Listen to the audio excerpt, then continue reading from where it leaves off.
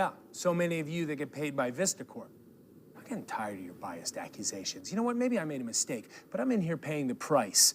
Every step of the way, my name's been dragged through the mud by the media, and now I'm locked away from my family, and I'm the only one that's facing any consequences. That is pissing me off. Antman.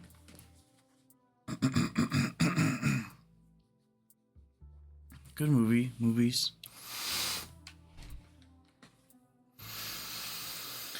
There's this one, Ant-Man and the Wasp. And then just Quantumania, I think.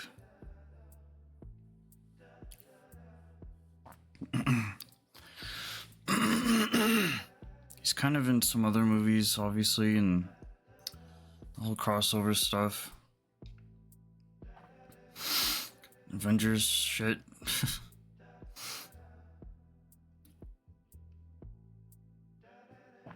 But,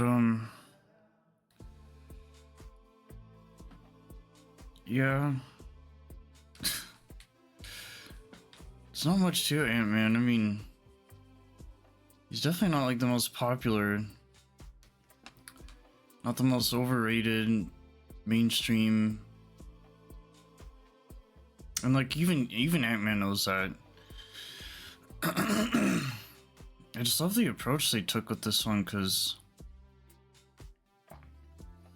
it wasn't too relatable, like, oh, anybody could be Spider-Man, but like, you know, maybe some rich dude could be Iron Man.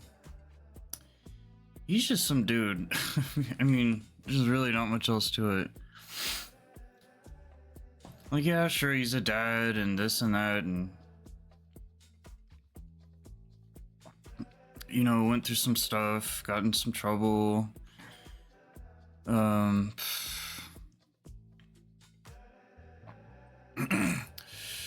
Divorce or whatever.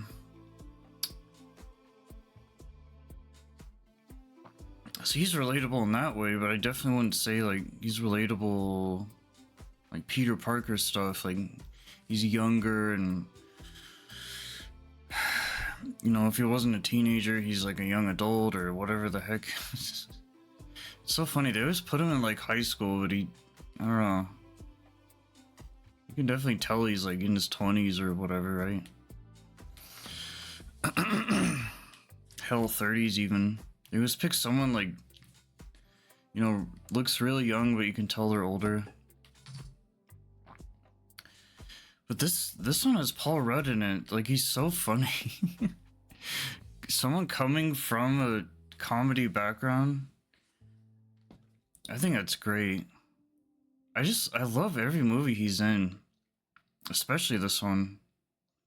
And what's great is he gets to have his comedy side, but it's still very much like an action movie. I thought it's just, you know, a lot of these other guys are pretty much complete unknowns. I knew very well about Paul beforehand. I mean, it's weird, I can't really think of any examples on top of my head of what all he's in, but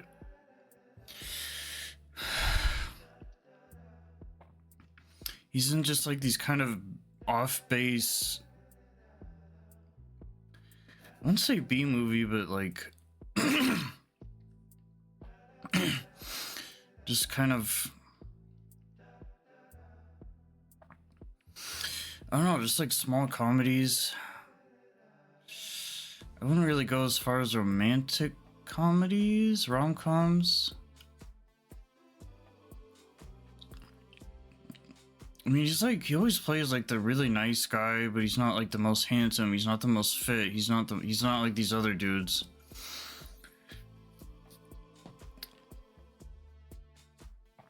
But yeah, somewhere in between like comedy and rom-com.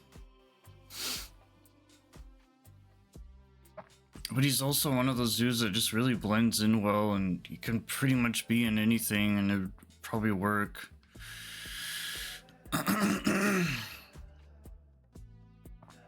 He reminds me of the same guy from God, I don't even know his name. The dude from We're the Millers. Even kind of reminds me of the the other dude that's in Where the Millers from Hangover. He's got that. He has his own slot of like that comedian star power. Like he's fits a very specific role, like your everyday average guy, normal dude. That's what made him work so well here, is because he's not just that. He obtained something more, and he became something and someone and somebody, and I think that's pretty cool. But he didn't do it all on his own, or he wasn't like, oh, my uncle died, now I gotta be Spider-Man, you know. Oh, my parents died, now I gotta be Batman. He didn't have like an upbringing, you know, that typical substandard flavor. He really went like his own. He had help. He was discovered. He was found. And I think that's cool because, you know, it's like a talent scout. It's like looking for someone specific to fill this role, to do something, to be a part of something bigger than yourself. It wasn't so much fate or destiny necessarily, but somewhere in between there. You know, it really, anybody could have this opportunity. Anybody could become this thing or some whatever it is that they're trying to do. And I think that's, if there's any sort of message to get out of this, it's that. Something like that.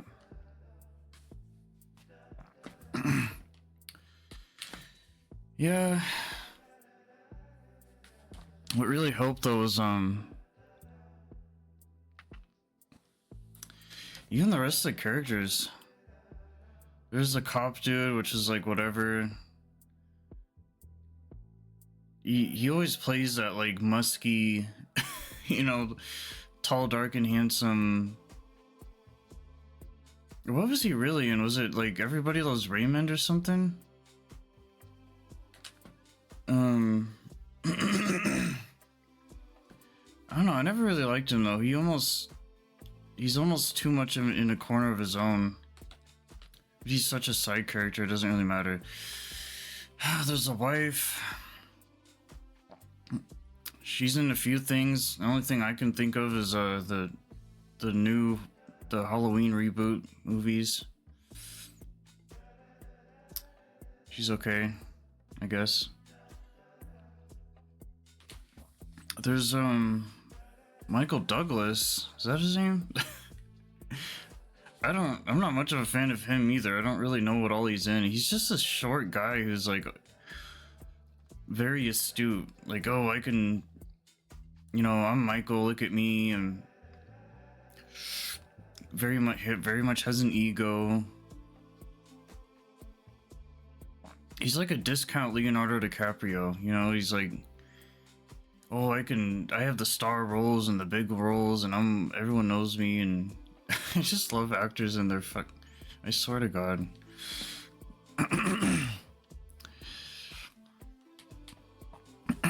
And then there's the lady, the girl.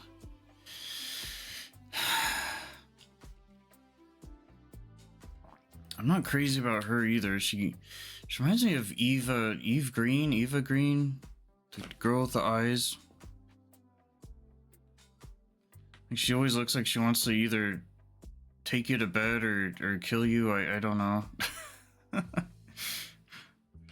The chick that's in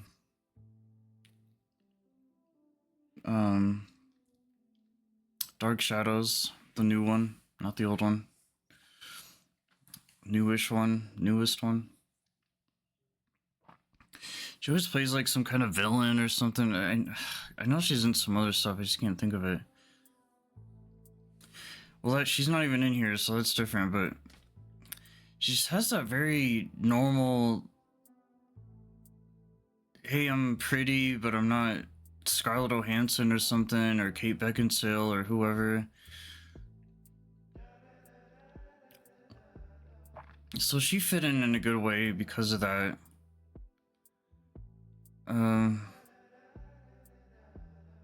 Oh, Lost, that's what I'm thinking of. Yeah, she's the lady in Lost. She's hot in Lost.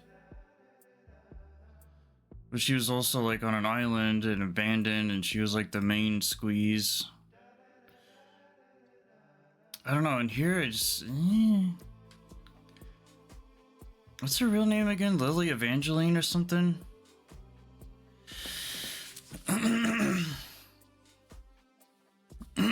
But either way, well, she was obviously a lot more starred in Ant-Man and the Wasp. She's a wasp.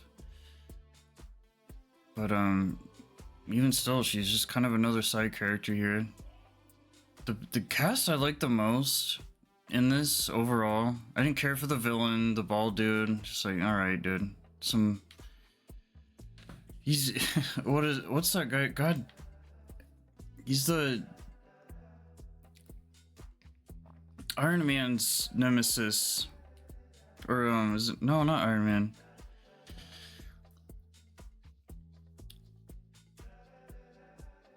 Superman's nemesis, the bald dude. Oh my god, I can't even think of his name. But he's kind of a discount version of him. You know, this bald super genius, smart guy, but like just very evil and bad. And oh, his name's, oh, it's so close. But either way, he's kind of just like, whatever, man.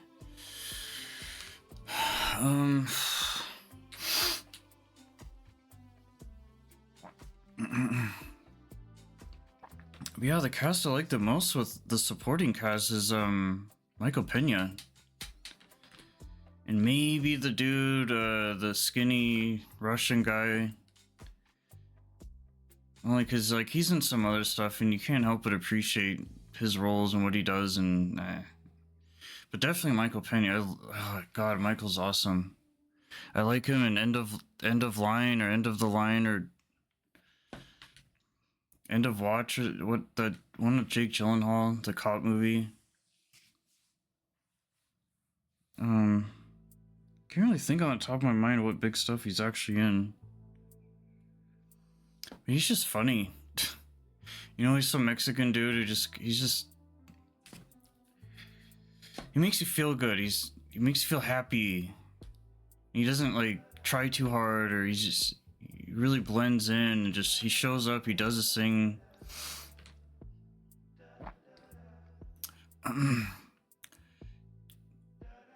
Like he's just funny without even trying to be funny, and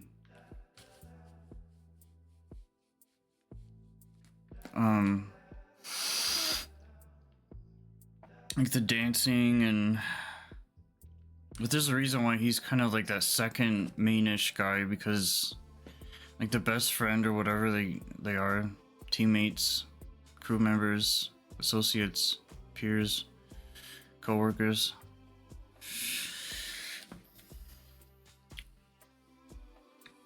You know, he's in this weird movie called like The Island or something. It's weird.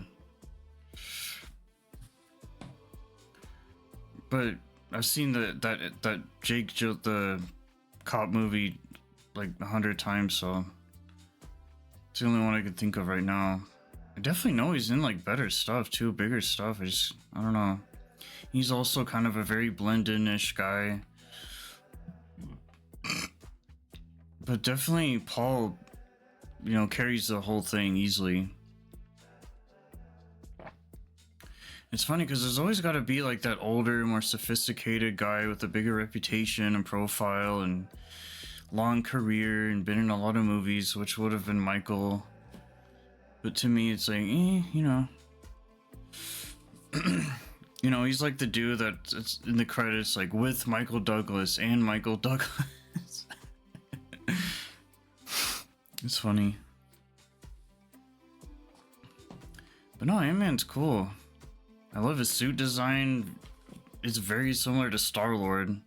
Like a little too similar. The whole gas mask, red eyes thing. I'm curious if him and Star-Lord ever met. I wouldn't even be able to guess. You'd think they have, but I don't think they all know each other, or they've all been together like in one place ever, really. But it's always kind of just been like a mixed match. it'd be interesting to see them like side by side. I'm sure someone else has like put that together at some point. There's similarities.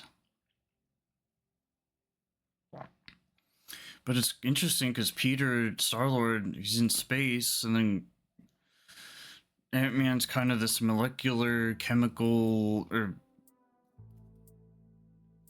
it's kind of a similar like vibe, that kind of sci-fi angle or something, if that makes sense.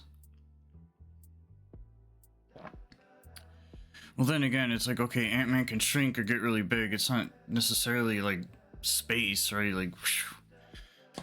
But when you think of like the quantum realm, something like that, kind of this whole new weird different world that's this different layer of whatever.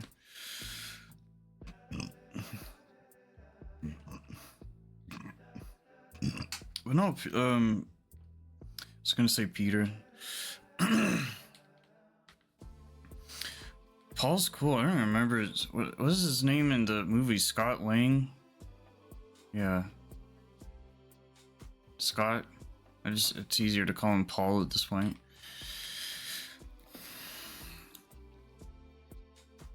Yeah, it's cool to see him in this because he's not like Hawkeye. He's not like this dude who's been in the Hurt Locker and can shoot a bow and has been in 28 Weeks Later and like always plays like a military guy and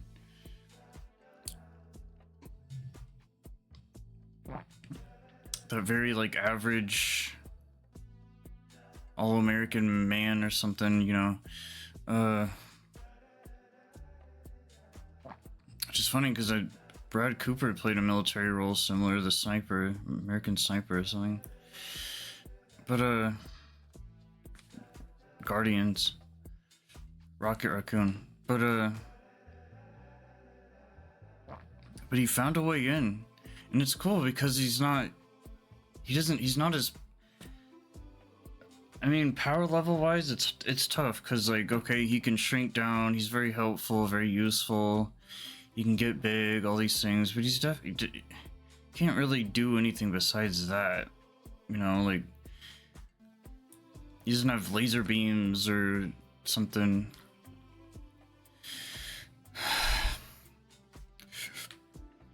But he reminds me of that guy who can, I can get big and kaiju size, and that's a very helpful thing.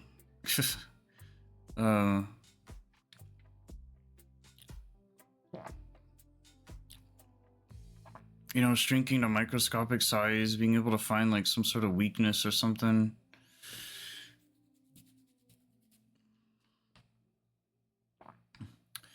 But but yeah, I like that he can like look up to the Avengers and like, oh, I'm part of the team, look at me, but he's not too excited about it in a slightly more immature way like Spider-Man.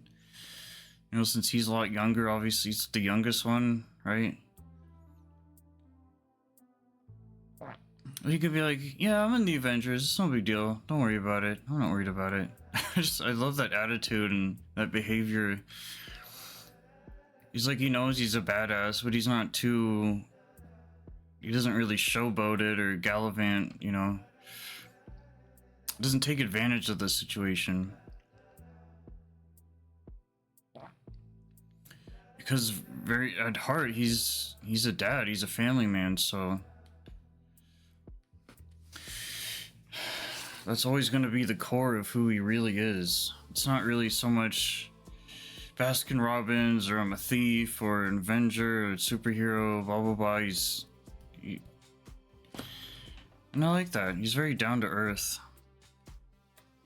It's a good way to simplify him. I love his daughter so much, dude. She is so funny in the movie. There's a scene where he gave her this doll. This ugly piece of crap, dude. And she's like, he's so ugly. I love him. It's so funny. She's like this little girl, dude, and she gets this like ratty doll, it's just abomination.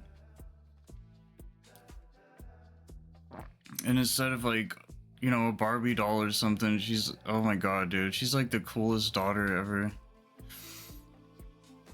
She's got like these missing teeth. Her reaction was just priceless. These big ol' eyes.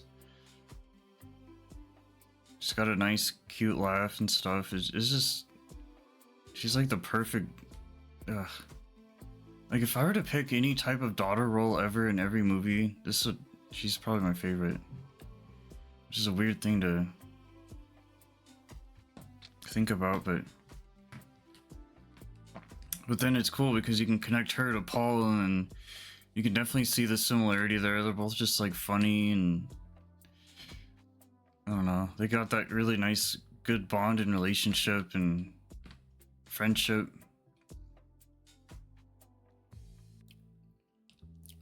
And then you got the mom who's like, they're still trying to kind of work at it, but obviously not really, or not really work at it, but more just get along per se. You know, the stepdad, and I don't know, he's like the dad that's trying and tries to spend time with her,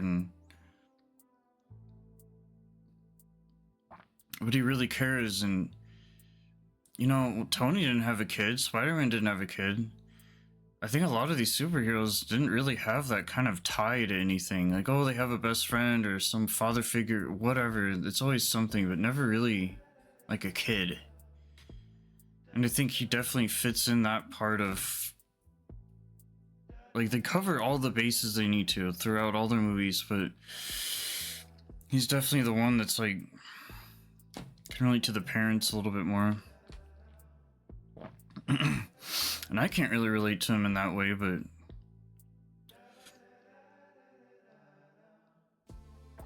I don't know, he's like someone you want to smoke weed with or something. He's just so like who knows what the hell he'll say, how he'll say it, you know. He's very expressive. I just love his work. I don't know. He's one of those guys that you're glad he's in the industry and he's doing stuff, and if it wasn't you, at least it's him type of thing, and doing something productive out there and making it work in the industry and all that.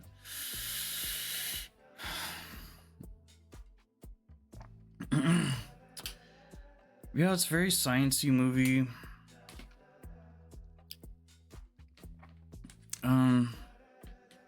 I think by Quantumania it kind of did drag on a bit. There's nothing really wrong with the sequel. Yeah, Quantum was weird. I think I only watched that the one time, maybe twice, but if I did watch it again, it was just either on in the background or something. But that's when it kind of really veered away from what made Ant-Man good. It was just like this normal dude in this normal neighborhood doing normal things, but slightly above that here and there when he became Ant-Man. With Quantumania, I got kind of like lost.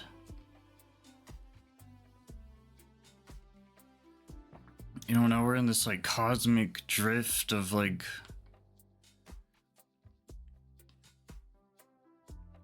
we're in this like Star Wars world or something. I don't know, it kind of lost me. Like, he's still there and all, but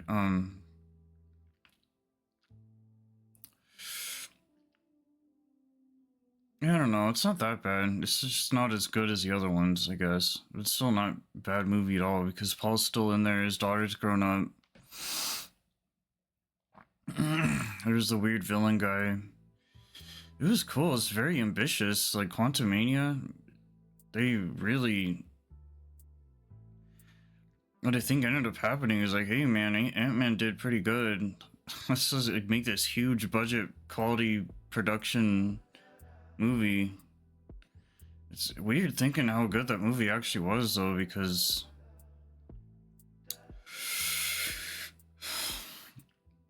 a lot of good special effects and a lot of work went into it, and you gotta appreciate that and respect it.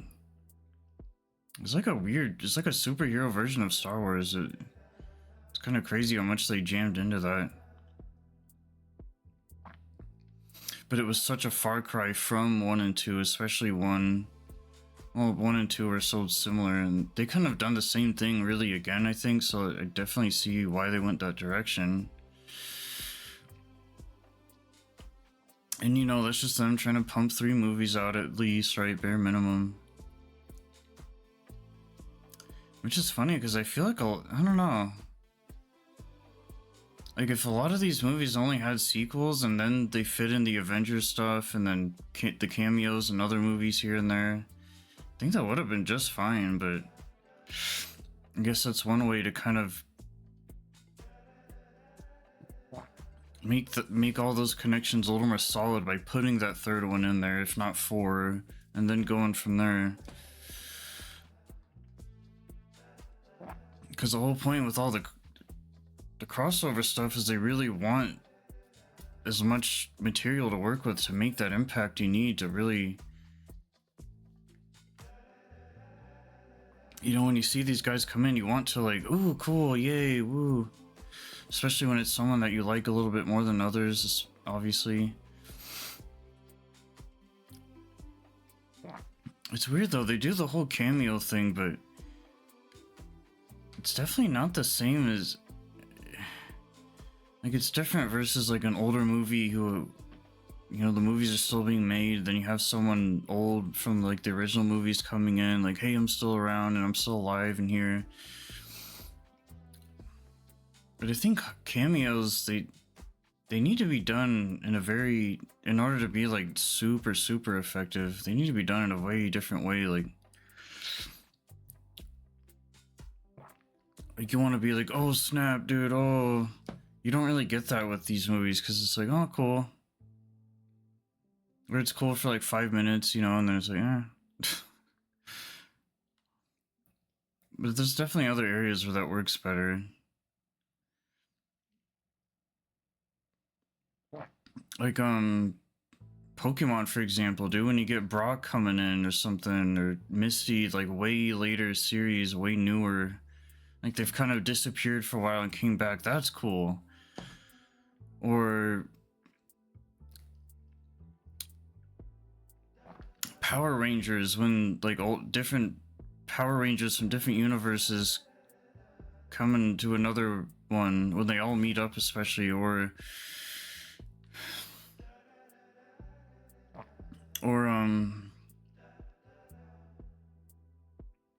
something like the Batman and Ninja Turtles, like you really get these like similar but yet very different worlds coming together and fusing and mixing, and that's interesting.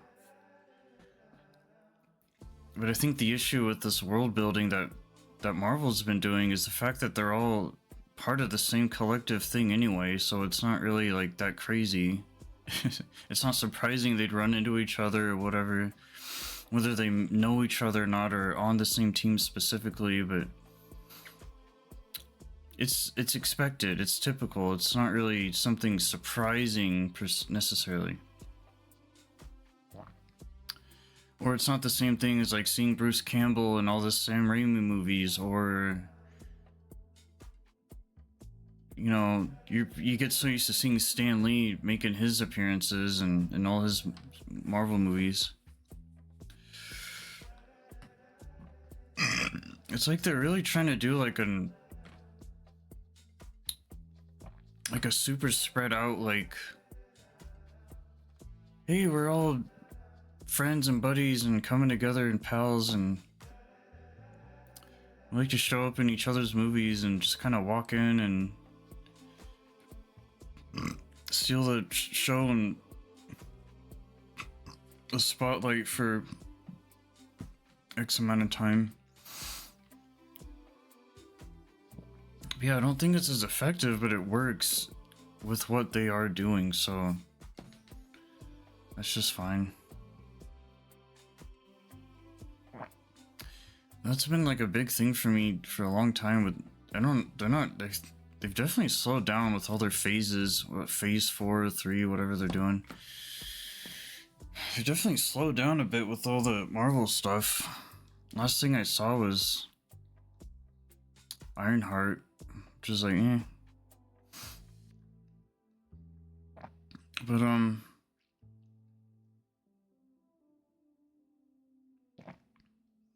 yeah, no, Ant-Man's cool. He definitely deserves all the recognition he does get. I don't even think he doesn't need more. He's got plenty. I think these movies turned out arguably better than the rest because it really holds its own. Like, you can pretty much separate Ant-Man and then everything else. It's really not that hard to do.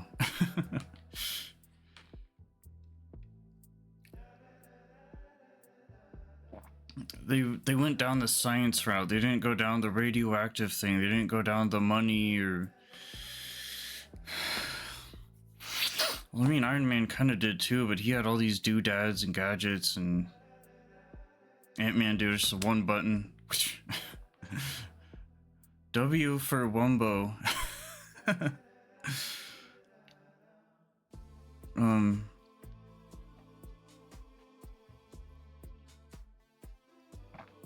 Patrick Star SpongeBob episode. Oh my god. But yeah, it's a good movie. It's like something I'd be willing to watch like right now. Just because it's so good. It's such a cozy, comfy, relaxing, soothing movie. Especially when you have it on DVD and you have like X amount of other stuff to watch, and then like you just know you're gonna have a good time. It makes you feel good and happy, and especially if you're down or something or sad or... Because it's like his smile and his jokes, and like it makes you feel something. It's all tingly inside. And you got Michael kind of reinforcing all that, whatever Paul would be doing.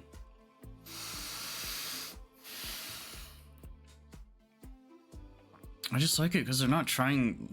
It really is that less is more thing. You don't need all this flashy stuff.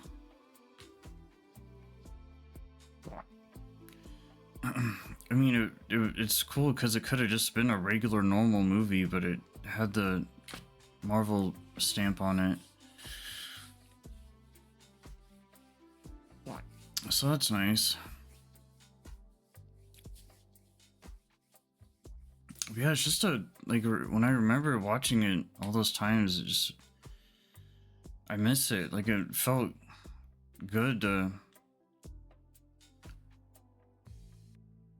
watch something that provided so much but yet so little. And yeah, but to be fair, it is a very similar effect that all these movies kind of can do. So it's nothing really new or crazy or different or bad or worse or anything like that. But definitely one of my top favorites of the bunch, the whole team.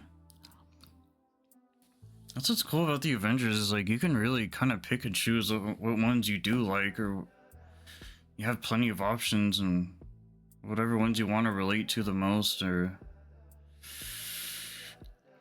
I mean, for me, it's pretty much Iron Man, Thor, and Ant-Man, Spider-Man. But Spider-Man's a little different because he's definitely kind of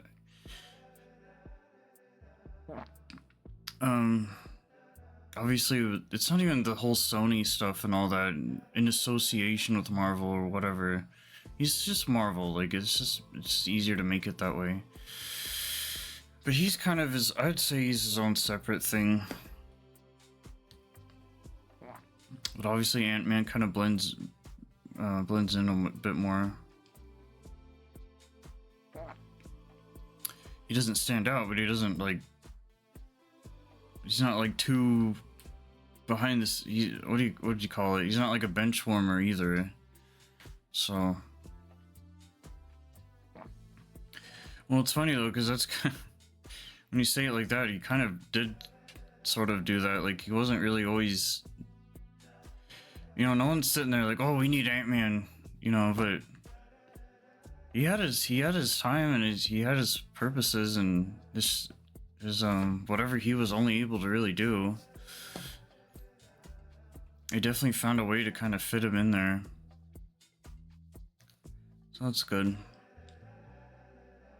But yeah, Ant-Man. Anthony. You're not supposed to laugh. He's here.